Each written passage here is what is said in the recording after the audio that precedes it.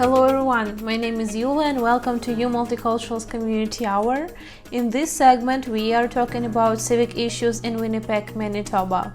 My guest today is Yasmin Ali. She is the president of the board of the Canadian Muslim Women's Institute.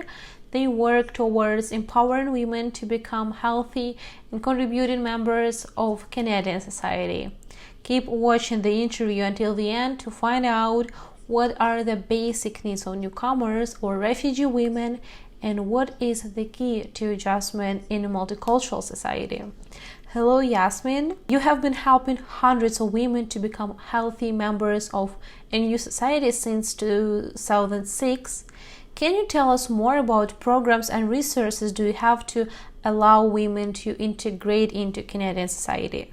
Okay. Well, first of all, I'd like to sort of clarify who my clients are and the women that I deal with. Mm-hmm. It's not just immigrants, any immigrants who come to Canada, but it's specifically refugee newcomers that come to Canada, because you would find that some of the services that other immigrants need will differ from the services that people from a refugee situation coming into Canada would need. There are different services that they will require to help them get settled in. So all of my answers are going to be based on the refugee newcomer population that Canadian Muslim Women Institute that we serve. One of the things that we have is an outreach program where we will go out and meet newcomers or the refugees at their homes. And we will listen to what their needs are and try to help them. Through word of mouth, they come to our office, Canadian Muslim Women's Institute, where we have a variety of programs. The first thing that they come to us for would be things like clothing and food, because you would find that when these refugees come to Canada, they come in one little suitcase. It's not much clothing. And of course, you can imagine if they come here in the winter time, most of them are coming from warm countries. So they do not have any appropriate clothing. So CMWI runs a donation center. And this is one of the services that is actually very well used. So this service are providing clothing depending on the season, especially the winter time, is very helpful to newcomers when they come to especially to Winnipeg. If they come in here and near the cold months, they need it. We also have food bank where they can access food, and we have what is called a halal pantry where the foods are for pertains to their dietary and religious restrictions and what they can eat. So Harvest Manitoba actually runs a food bank out of CMWI, and it's a halal food bank. So we make sure that the food that's given to them is appropriate for their religious restrictions. So that's another big reason that they come to us. And the other part of the donation center is household items.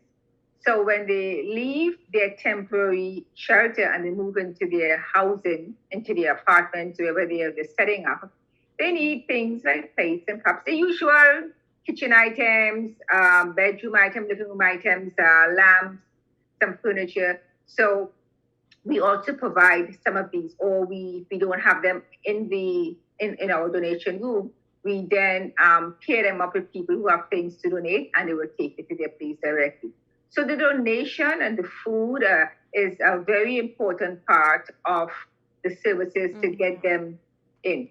So when they come in, the services we have will be like taking them to the bank, helping them to get set up with banking, helping them with their schools, understanding the school system, so their children will be going to school, helping them with their health cards, just anything they need when they first come to Winnipeg, to a new country to live in.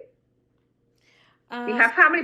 We have a lot of these women would come from backgrounds where mental health would be an issue because they're coming from war-torn countries. So we do have some health and wellness programs, and we do some group support for them. Can you share with us your experience? When did you move to Canada, and what things and stuff did you find the most necessary, and why?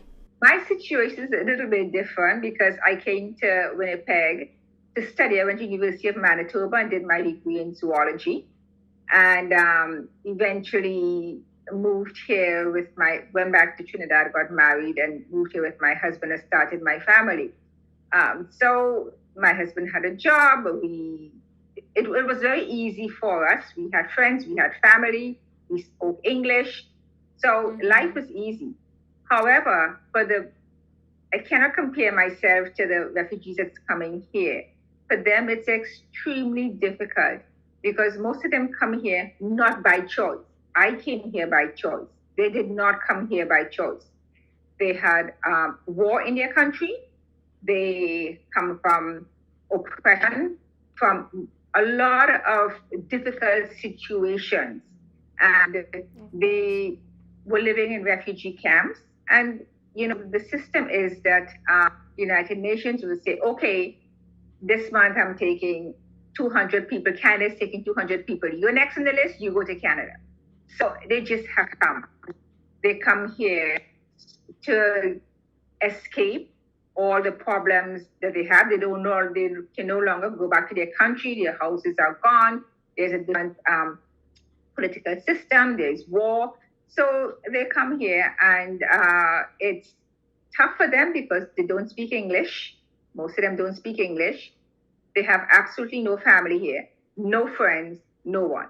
So it's a lot of challenges for them when they come to Canada, or to any new country for that matter that they would have been sent to. What are the pros and cons of moving to another country? What make you to move to Canada, and why did you choose Winnipeg? Well, I moved here because of the economic situation back in my country and finding a job. My husband studied here. He's a plastic surgeon, and he did his degree at the University of Manitoba. And we found that it was a bit easier for him to get a job and work here. And the economic situation in my country was not as good. So we decided to move here because I had already been to university. I already have my friends here. My husband has a sister here. It was just an easy transition for us. So we moved before. So I would say economic reasons is why we came here. How many months, years do women need to become healthy member of a new society? How long is the settlement period? Of course, for each person, the adaptation process proceeds differently and takes different amount of time, but let's assume the average. That will differ a lot depending on the person. Somebody who is coming here, like we have refugees that come, they speak English. They actually have some skills, some education. They are computer literate. It's very easy for them to get settled. The language being the most important thing. So they can come, and within a year or 2 years, they can actually find a job. They can actually have, house. Their kids are in school. They settle much easier. Mm-hmm. For those who come here and English is not their first language, they have no skills, it's extremely difficult. It will take them many years, could be up to 5 years, to even go to school and learn English because even the most entry-level job, they would require some English to be able to communicate with their workers, with their boss, and that is really important. And it's very difficult for the women because the women are traditionally homemakers, look after the kids, and a lot of them have never worked before. So to come here, it's very daunting for them. Mm-hmm. And a lot of them, their husbands have actually died in war. They're single mothers. Mm-hmm. So they have to support themselves and their children. So it takes quite a while for them to get settled. And I'd say quite a few years for that to happen. There are lots of organizations in Winnipeg that work with immigrants. On your website, you mentioned that your center is unique and doesn't similar to other organizations. Tell us about features that make your center unique. Well, first of all, our organization is staffed by people who come from the same countries, the same cultures as our clients. And they have actually been through some of the same situations themselves coming here as refugees. So when the refugees come to our organization, the first thing they do is they see people who look like themselves, who speak their language, and immediately they feel that rapport, they feel that bond. Most of them are sometimes the same religion. So immediately they feel that the staff, our organization, will understand them, will know what they've gone through. And our organization helps to, they feel at home when they come to us. So it's different that way. And one of the things that's unique about us is that most of our programs, almost all of our programs, are offered in first language. So it's easy for the clients to understand what is being passed on to them, the information that they're getting. So that makes it very different and very special than going somewhere where you're looking for a translator to help, or you're using Google Translate, or the people have not experienced their situation firsthand. So just by the fact that our staff is representative of our clients makes it very, very different. Canada is a multicultural country. People of different nationalities live here, and the first things immigrants experience is culture shock. It's difficult for most people to agree and accept that what is considered wrong in your home country is completely normal here, and what is considered normal in your home country is completely wrong here. What to do if you're faced with such a situation, and how can we overcome the difference between our own values and beliefs and those of the various cultures we interact with? Yes, there are a lot of differences. But we sort of, over the years, know what some of these problems would be and what are the differences and what would be concerning to the clients that they would find very strange. So we usually have information sessions, we have workshops.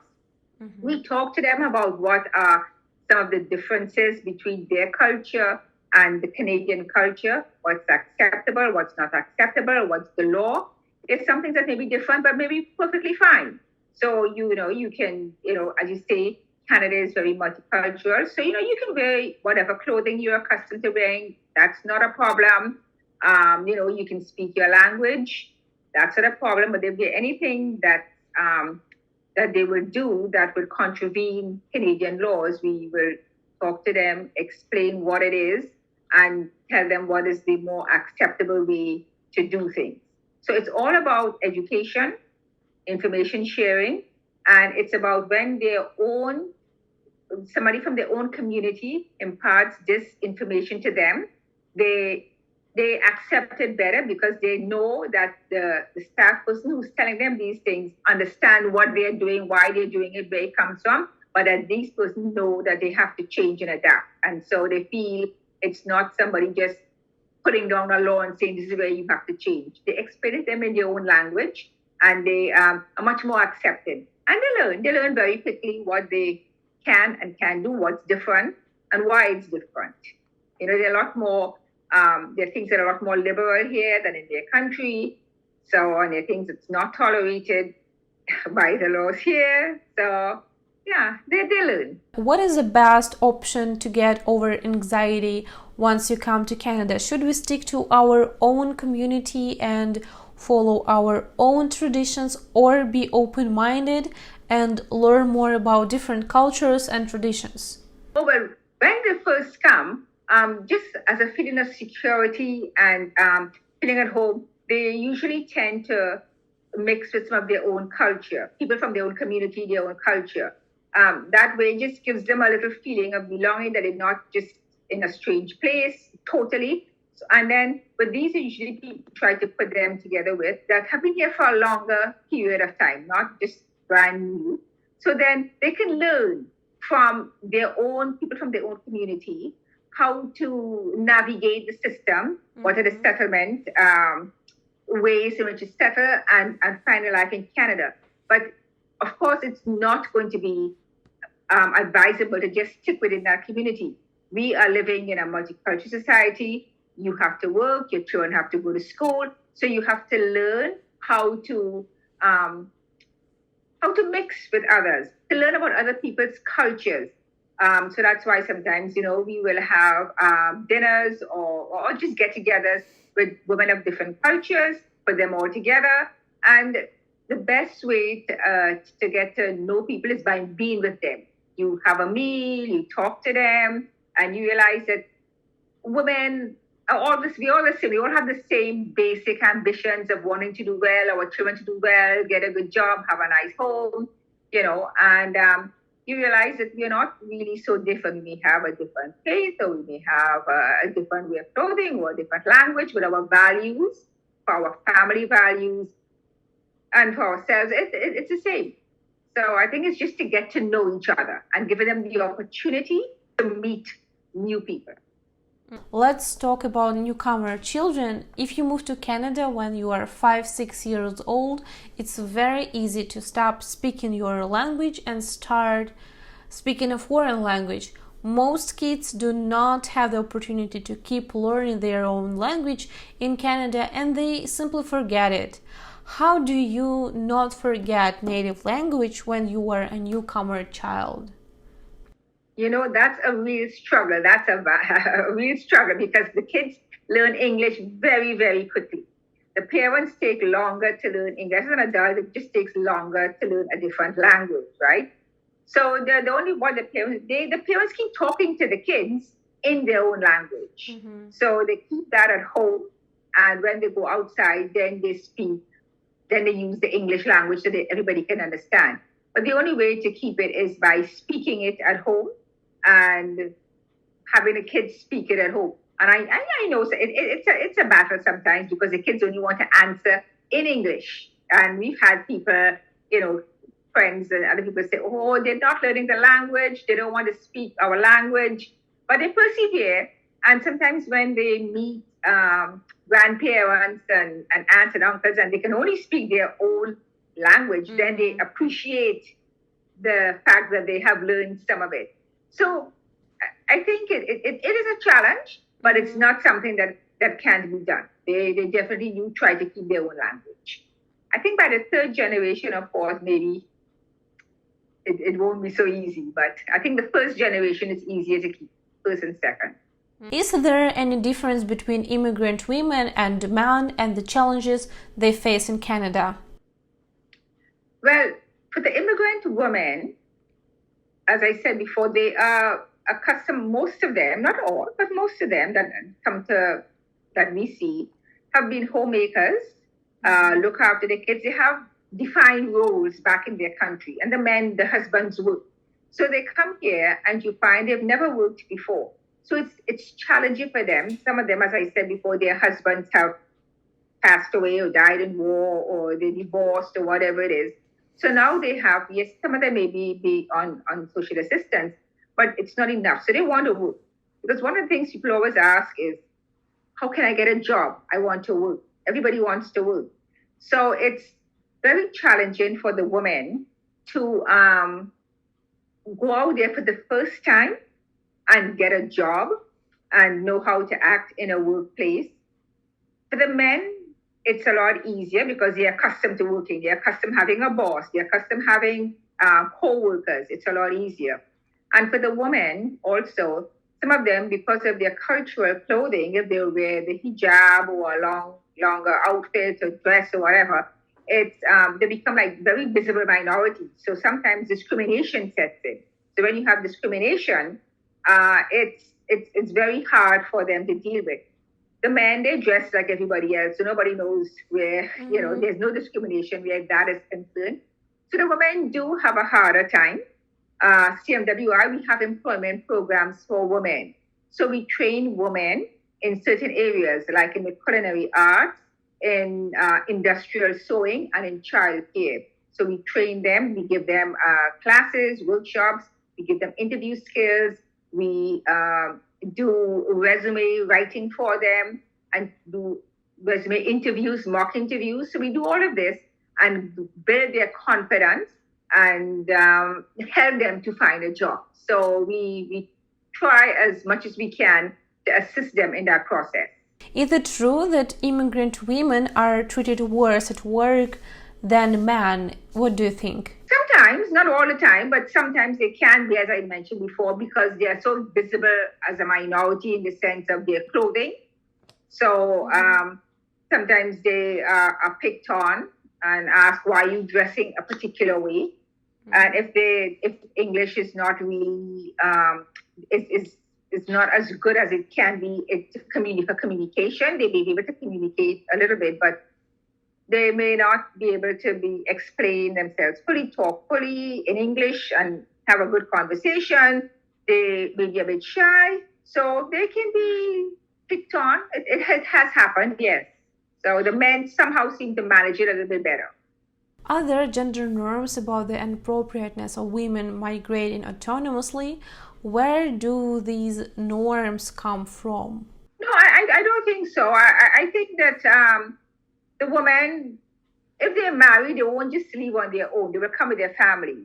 But if they're single or their husbands have died or the refugee camp, they just get on a list and they migrate. They come here as soon as they get the opportunity to come. They come because when they come here, it's yes. There are pros and cons of moving to a new country, right? I mean, the cons are like when you come here, it's like a whole new culture. So they don't know anything about Canada. They don't know anything about the weather. So they come here and it's very difficult for them to communicate, to deal with the cold. But the pros of it is that they're now safe. They feel that there's no war. They can go to bed, as some of my clients have said to me, at least when we go to bed at night, we don't hear guns being fired. We are not afraid that we're going to get killed. So there's that safety element. So they move here and they feel more comfortable, but they know it's hard work. They have to have a lot of patience. We tell them, you have to have patience. Things will get better. You will learn and adapt and integrate, and this will become you. This will feel like home for you one day. We know very well that sometimes cultural differences can cause some challenges. If you are a part of a multicultural team, you can face difficulties in communication, collaboration, trust, and team spirit. What is the key to working in a multicultural environment? I think the first thing that, the whole team, whoever is working in the team, would have to have some cultural sensitivity information sessions about everybody who's in the team, like where these people are coming from, what is the situation, why are they here, understand their background, their language, maybe their culture, and you have to be open to helping people, understanding that everybody is not going to be the same, and having a lot of patience and sympathy and understanding for each other. It takes, you just gotta to have a lot of patience with newcomers who are now learning the language, who are now learning a new job, who are probably working for the first time, especially the women, the first time they're working, and to support them and encourage them, and not shut them down and make them feel that they're saying something wrong. If they used a word in the wrong context, explain to them what it is and how to use it. But that support, emotional support, is really important in a team, and understanding each other, because everybody is from, as I say, have different ways of doing things, and just learning about each other. I guess the difficulties in a career for women are not as painful as loneliness. Sometimes even with people around you, you still struggle with discovering who you are in this new environment and your role. What kind of support do women need to stop feeling lonely and find a new circle of friends? To get a new circle of friends, you have to, let's see, in our organization, we have volunteers. So people who sit at home, some women, and they're not getting out and they don't know what to do. So they come to our office and they volunteer. So we have the donation room where they can help to pack the food or sort the clothing or whatever. And in coming there, it's not just about the volunteering, it's about the people that they meet. They meet lots of other people, they talk, they get to know everybody's situation, they get to understand that everybody is here experiencing different things, and how it is easy to build bonds and build friendships. We have like just an open house so people can come and have tea and coffee and chat with each other. So by coming out and volunteering, they are able to meet other people and form new groups of friends. Even the programs that we have programs for moms and preschoolers. So it's different. In our organization, we have many different cultures. So these women all come out and they with their kids and they meet each other. Even though they don't speak the same language, they try to learn some English so they can all communicate. And they find that they can bond with each other, they make friends with each other. And then when they leave the program or they leave the volunteering situation, they meet these people outside and they become friends. And they lift each other up. They support each other. And it helps, it works for them. What three things should women know before relocating to Canada, and what advice can you give to help women integrate into a new society? It would be nice if whoever's sending them to Canada would give them some information about the weather, number one, because people come here and they are very shocked about the weather. And they don't understand that even though if it's sunny, it does not mean it's warm. You've got to dress yourself and your children appropriately. So I think information about the weather is really important. And I think one thing I would tell people, anybody coming to Canada in a situation, like from a refugee situation, it's not going to be easy at first, but you have to have a lot of patience. You have to have an open mind. It's going to take time. If you don't know the language, you've got to go to school. You've got to learn the language. You've got to learn English. You've got to be able to communicate. But once you get through all these hurdles of making friends, meeting people, communicating, learning the language, even getting some kind of skills to be able to work, eventually life here will be easier. You'll be able to settle in and feel that Winnipeg, Manitoba is your home. But it takes time. It doesn't happen overnight. And one of the things some of them they have to have is like sometimes some of them need some mental health support. So just by recognizing that and referring them to the appropriate places so that they can be mentally prepared for just going out and working and playing and having a healthy life. What things do your center need, and how can people contact you if they want to help? Oh, definitely. We are always taking clothing, and especially now winter clothing, gently used or new, we really would appreciate, boots or all that type of thing. We also always looking, now today with food so expensive, everybody's always looking for, coming to ask for some extra help. So basic food items, things like flour, sugar, rice, the basic pasta sauce. These basic items we definitely could use if that could be donated.